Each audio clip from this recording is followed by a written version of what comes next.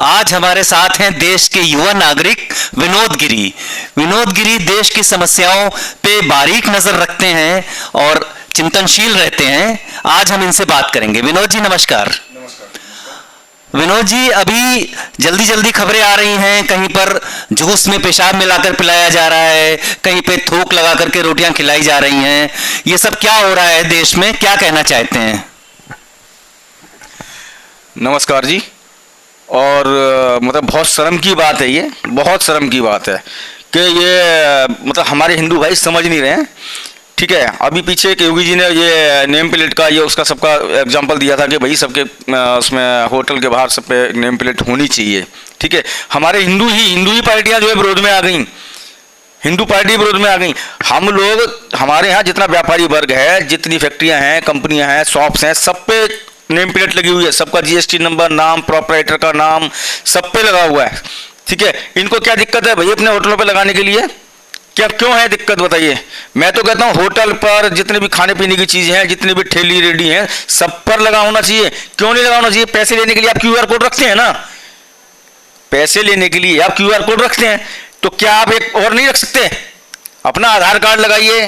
क्यों अपना नाम बदल के अपने होटल का नाम बदल कर रखते हैं? अपना नाम रखिए, जिसको आप पर श्रद्धा होगी, जिसको आपके यहाँ का खाना होगा वो खाएगा आपके यहाँ, जिसको नहीं खाना होगा नहीं खाएगा।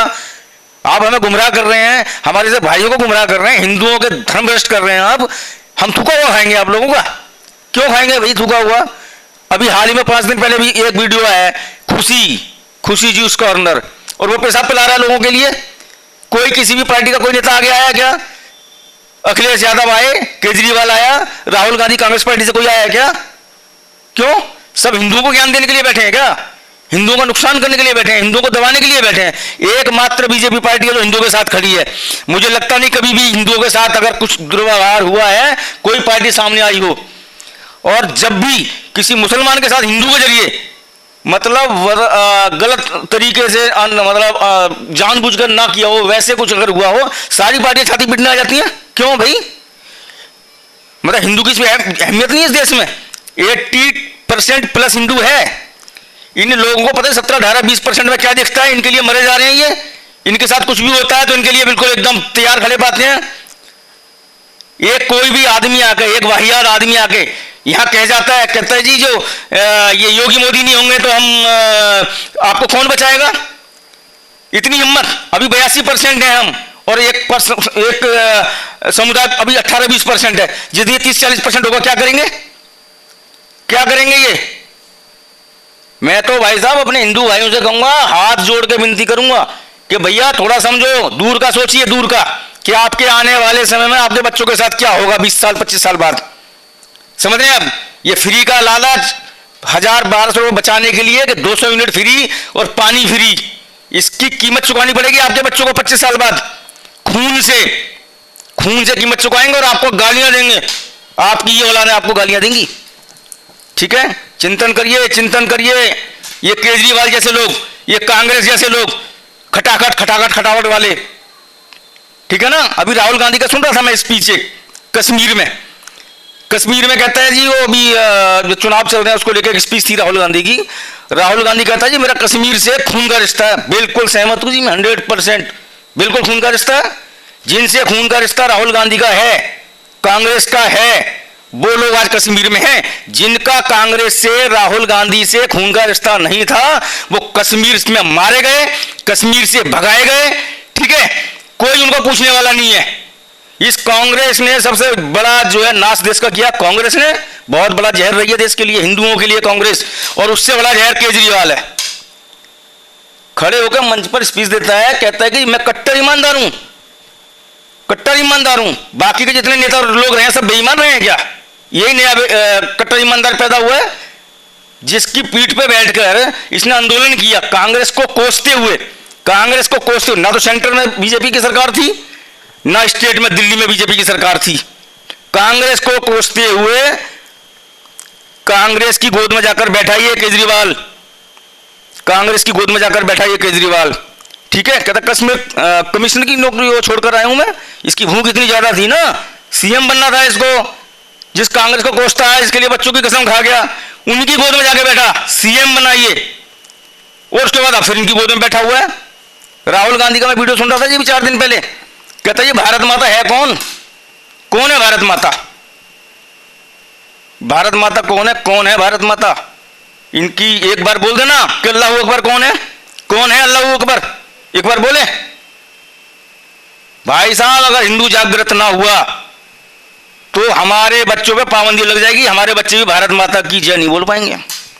बहुत अच्छे से चिंतन करिए, ये भूल जाइए कतई। क्यों 1000-1500 रुपए के लालच में अपने स्वाभिमान से समझौता कर रहे हैं?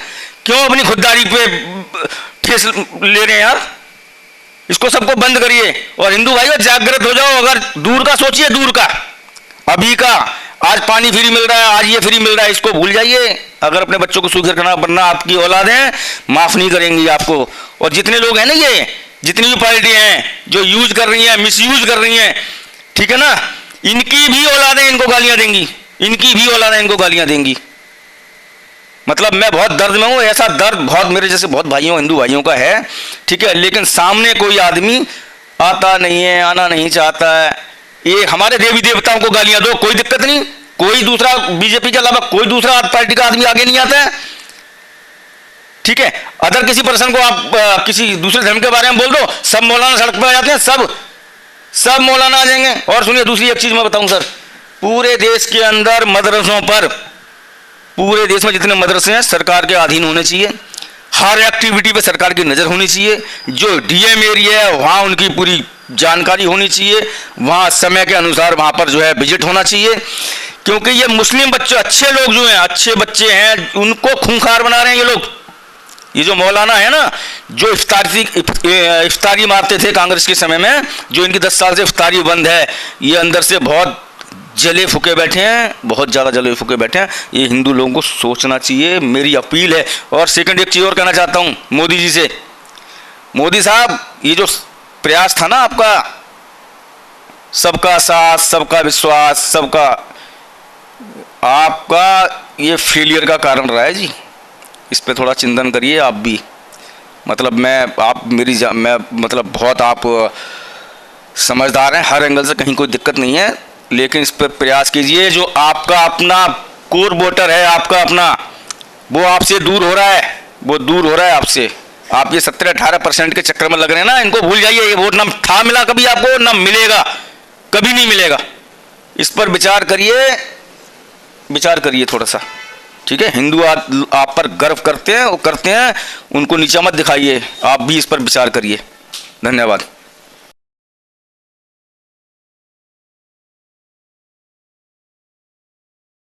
न्यूज लाइव टुडे की विशेष रिपोर्ट।